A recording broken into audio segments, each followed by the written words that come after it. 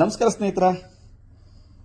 ಈ ಪವರ್ ಟಿವಿಯ ಮುಖ್ಯಸ್ಥ ರಾಕೇಶ್ ಶೆಟ್ಟಿ ಅವನಿಗೆಲ್ಲ ಹುಚ್ಚಿಡ್ದದೆ ಅಲ್ಕಾ ನನ್ನ ಮಗನಿಗೆ ಹುಚ್ಚು ಹಿಡಿದು ಹಗಲಲ್ಲಿ ಈ ಕೋತಿಗೆ ಎಂಡ ಕುಡಿಸಿದ್ರೆ ಆಡ್ತದಲ್ಲ ಆ ರೀತಿ ಎಂಡ ಕುಡಿದು ನನಗೆ ಗಾಂಜಾ ಕುಡಿದ್ಬಿಟ್ಟು ಮಾತಾಡ್ದಂಗೆ ಮಾತಾಡ್ತಾನೆ ಟಿವಿನಲ್ಲಿ.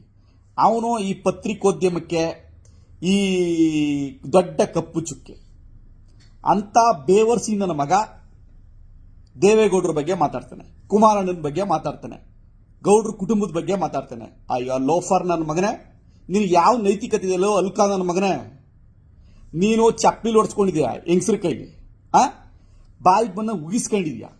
ನೀನು ನಮಗೆ ಹೇಳ್ತೀಯ ಬುದ್ಧಿನ, ದೇವೇಗೌಡರಿಗೆ ಹೇಳ್ತೀಯ. ಪ್ರಜ್ವಲ್ ರೇವಣ್ಣ ಅವ್ರ ಪ್ರಕರಣದಲ್ಲಿ ಅತ್ಯಾಚಾರಿಗಳ ವಿರುದ್ಧ 106 ಹೆಣ್ಮಕ್ಳಿಗೆ ಅತ್ಯಾಚಾರ ಮಾಡಿಬಿಟ್ಟಿದ್ದಾರೆ. ಅವರ ವಿರುದ್ಧ ನಮ್ದು ಪವರ್ ಟಿವಿ. ಧರ್ಮಸ್ಥಳದಲ್ಲಿ ಅತ್ಯಾಚಾರಿಗಳ ಪರ, ರೇಪಿಸ್ಟ್ಗಳ ಪರ, ಮರ್ಡರ್ ಮಾಡಿದವ್ರ ಪರ.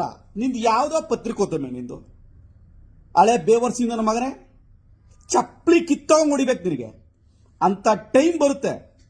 ಚಪ್ಪಲಿ ಕಿತ್ತವಂಗ್ ಹೊಡಿಯುವಂತ ಟೈಮ್ ಬರುತ್ತೆ. ನೀನು ಪತ್ರಿಕೋದ್ಯಮಕ್ಕೆ ಒಂದು ದೊಡ್ಡ ಕಪ್ಪು ಚುಕ್ಕೆ. ನೀನು ಒಬ್ಬ ಕುಡುಕ, ಒಬ್ಬ ಗಾಂಜಾ ಸೇದನು, ಒಬ್ಬ ಸ್ಲಮ್ನವನು, ಅದಕ್ಕಿಂತ ಕೀಳು ಮಟ್ಟದ ವ್ಯಕ್ತಿ ನೀನು, ಅದಕ್ಕಿಂತ ಹೊಲಸು ಮಟ್ಟದ ವ್ಯಕ್ತಿ ನೀನು.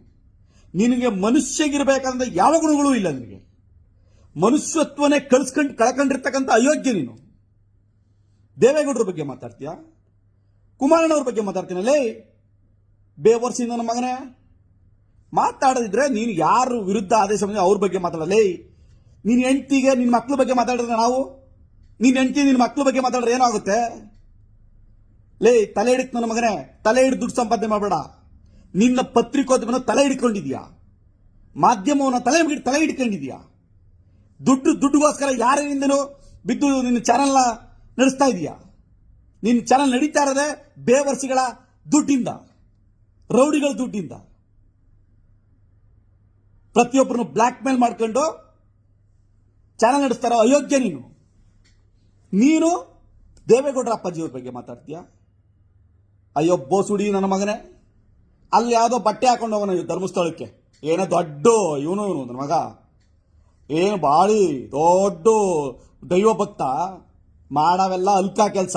ನೀನು ಏನೋ ಧರ್ಮಸ್ಥಳದ ಬಗ್ಗೆ ಗೊತ್ತು. ಚಪ್ಪಲಿಲಿ ರೋಡಲ್ಲಿ ಒಡ್ಸ್ಕತ್ತೀಯ ಹೆಣ್ಮಕ್ಳ ಕೈಲಿ.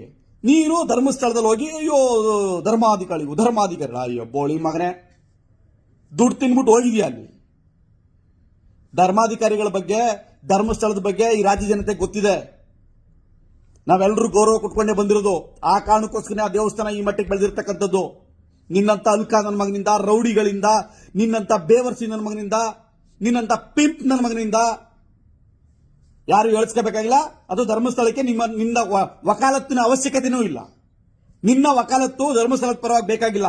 ಈ ರಾಜ್ಯದ ಪ್ರತಿಯೊಂದು ಮನಸ್ಸುಗಳು ಕೂಡ ಧರ್ಮಸ್ಥಳದ ಮಂಜುನಾಥನ ಸ್ವಾಮಿಯ ಅಣ್ಣಪ್ಪ ದೇವಸ್ಥಾನದ ಬಗ್ಗೆ ವಕಾಲತ್ತಿದೆ.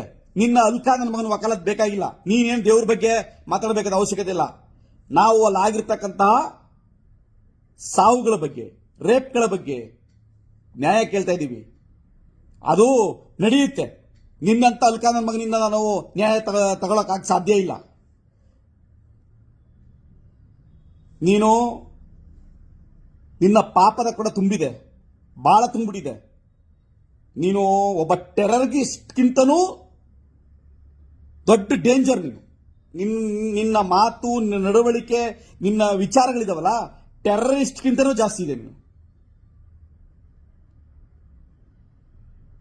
ನೀನು ಒಂದು ಸ್ಟ್ಯಾಂಡ್ ತಗೋ, ಒಂದು ಸರಿಯಾದ ಸ್ಟ್ಯಾಂಡ್ ತಗೊಂಡು ನಡೆಸು ಚಾನಲ್ನ.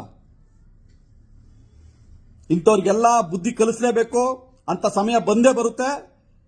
ನಿನ್ನಂತ ಹೇಳಿಕೆಗಳಿಂದ ನಾವ್ಯಾರು ಎದೆಗುಂದುವಂತವರಲ್ಲ, ಅಥವಾ ಹೋರಾಟಗಾರರು ಎದೆಗುಂದಲ್ಲ, ಅಥವಾ ಇಲ್ಲಿ ದೇವೇಗೌಡರು ಅಥವಾ ಕುಮಾರಣ್ಣರ ಅಭಿಮಾನಿಗಳು ಎದೆಗುಂದಲ್ಲ.